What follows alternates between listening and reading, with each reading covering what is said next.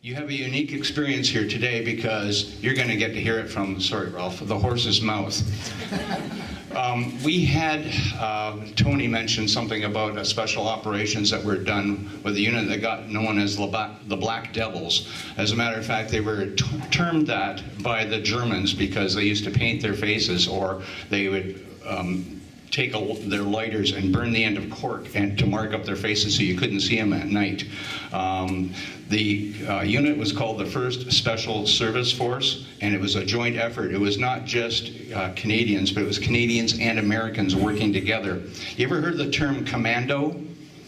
This was the very first time it was ever tried as an active service. So what I'd like to do right now is introduce you to a gentleman by the name of Ralph Mayville, and he was born in Amherstburg, and here he is. I was told I wouldn't have to talk. Well, I'm just going to have you answer a couple of questions, okay? So you were born in Amherstburg? Yes, I was. Okay, that was in 1921? Yes, sir. Okay. What school did you go to, Ralph? Went to St. John the Baptist Okay. and St. Rose's High School. When did you go into the Army?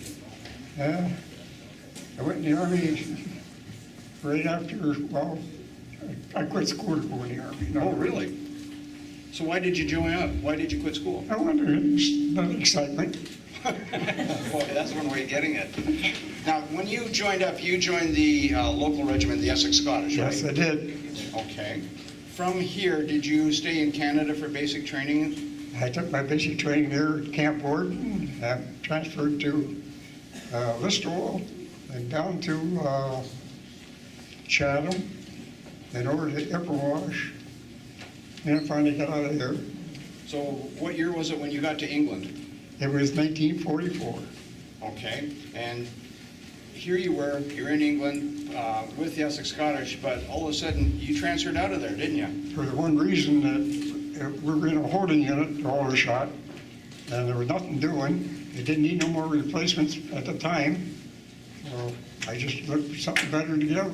Okay, and you transferred to a different unit also here in Southern Ontario, the Royal Canadian Regiment, and it was That's right. based out basically out of London, right? Yes, it was. And when you were with the RCRs, because I use abbreviations, it's a lot easier. When you were with the RCRs, you were in England for how much longer? Well, the minute I found out the RCRs were going to Italy, that's when I transferred to the RCR. Oh, that was your reason that you Yeah. went. Okay, great. So there you are, you're in Italy. You switched from an infantry unit to the 1st Special Service Force. Yes, Now, that was the unit I was telling you about as a commando unit, joint Canadian and American effort. What was it that appealed to you about that? well, the same reason. I wanted to get into action, and they weren't doing nothing. They had a holding unit over there in England, or in Italy. Italy. The minute they come around looking for volunteers, like right after Mountain Fancy, they lost about 3/4 of men over there. Okay. So they were looking for recruits. So they come down to our holding unit. And I volunteered to go with them. And the next time I knew, I was in Anzio Beach. Now, you weren't just in there on foot, were you? No, No. How did you arrive? I arrived by boat. By boat, okay. With landing crafts. We All right. come into Anzio Beachhead in landing craft. And the first morning we got into the harbor, I don't know what happened during the night, but it made a hell of a lot of noise. And next morning we got down to the shave, and the whole side of the boat tore off. We plowed into somebody else during the night, and it looked like there's water out there. Kind of scary. Now, your first operation that you did with the 1st Special Service Force, what was that? That was Anzio Beachhead. Okay. And the mission's objective was what? It was to harass the Germans, that's what it was. Okay. So we did a pretty good job of that. But it was scary. Now, how far behind enemy lines were you operating? We went all through their lines at night. That's the only time we could get out of there, because we were dug in at Massey Canal, and you couldn't move around in the daytime because they were sitting up in the mountain, and they'd just spot you for a mile away. So you didn't move around in the daytime. So everything was sort of night ops? All night patrolling. Okay. So when it came to closing in on Rome, you were one of the first people in the Capitol, weren't you? Yes, we were. So you snuck in? Pardon? You snuck in? No, we walked in. We walked through a couple of minefields to get there, but when we got into Rome, man, I never seen so many people in my life. They all come running out. In fact, on the way into Rome, the farmers were running out of wine and bread and everything else. By the time we got into Rome, we were feeling pretty good. So when operations in Italy finished up for you, and they disbanded the commando unit because they felt they didn't have a need for having you go and harass them behind their lines and at night. So you went to Europe after that. Well, yes, we went into southern France.